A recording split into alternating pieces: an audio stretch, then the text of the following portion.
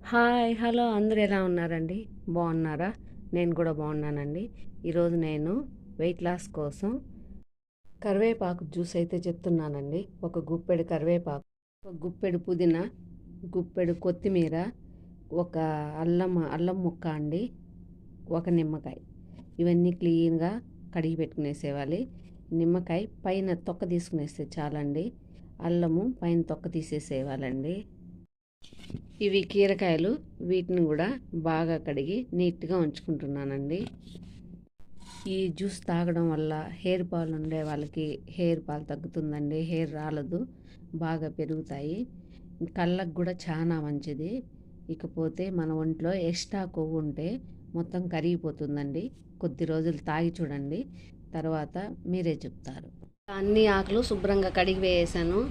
నిమ్మకాయ అయితే ఇలా వేసుకుంటున్నాను, గింజలు తీసేసాను. అల్లము, కొద్దిగా ఉప్పు వేస్తున్నానండి.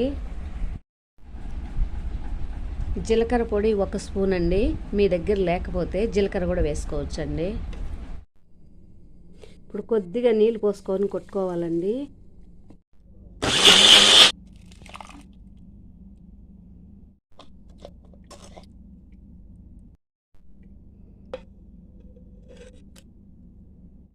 మిక్సీ పట్టుకున్న తర్వాత వడగట్టిన ఆ పైన పిప్పు ఉంటుంది చూడండి, అది మళ్ళీ వేసి కట్ చేసుకున్న కీరకాయలు వేసి నీళ్ళు పోసి ఇలా 3-4 సార్లు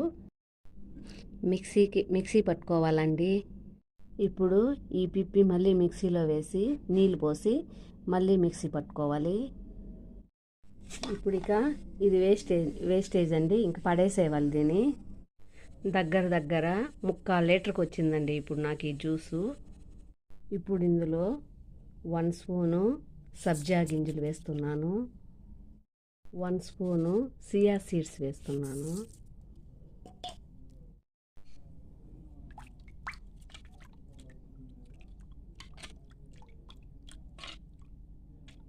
ఒక 2 అవర్స్ తర్వాత తాగేయవచ్చు. లేదనుకుంటే నైట్ ప్రిపేర్ చేసుకొని ఫ్రిడ్జ్లో పెట్టుకొని ఉదయాన్నే తాగేయవచ్చు. ఇలానే తాగేస్తే మంచిదండి. లేదనుకుంటే ఇందులో కొద్దిగా మజ్జిగ యాడ్ చేసి తాగచ్చండి.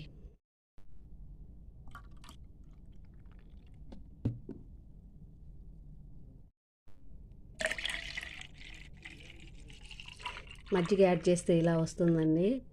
ఇలా తాగచ్చు. ఇలా ఈ 2 పద్ధతిలో తాగచ్చండి. గ్రీన్గా తాగితే ఇంకా మంచిది.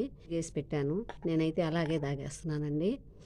మీరు కూడా ఒకసారి ఇలా తయారు చేసుకొని ఎలా ఉందో కామెంట్ బాక్స్లో తెలియజేయండి. ఓకే అండి, థ్యాంక్స్ ఫర్ వాచింగ్. బాయ్.